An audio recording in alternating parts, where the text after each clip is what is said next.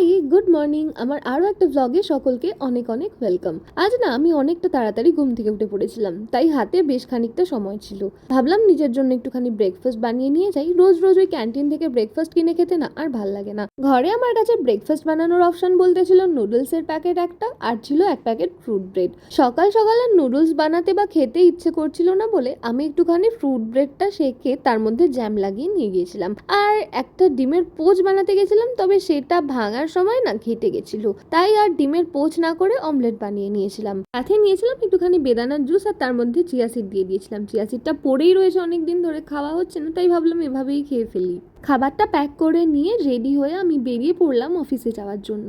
অফিসে গিয়ে সোজা চলে গেলাম ক্যাফেটেরিয়াতে ব্রেকফাস্ট করতে। যেহেতু ব্রেকফাস্ট কেনার ছিল না, তাই তাড়াতাড়ি হয়ে গেছিল। আর এইখানটায় বসে জানো তো, লোকজন দেখতে সকালবেলা বেশ ভাল লাগে। দুপুরবেলায় লাঞ্চ সেরে চলে গেছিলাম মাঠের দিকে, বসে বসে সবার ক্রিকেট খেলা দেখছিলাম। রাতে ফিরে এসে বানালাম ডিনার। কিছুই না, একটুখানি তড়কা বানিয়েছিলাম, আর রুটি তো কিনেই এনেছিলাম। আজকের ব্লগটা এখানেই শেষ করছি। টাটা।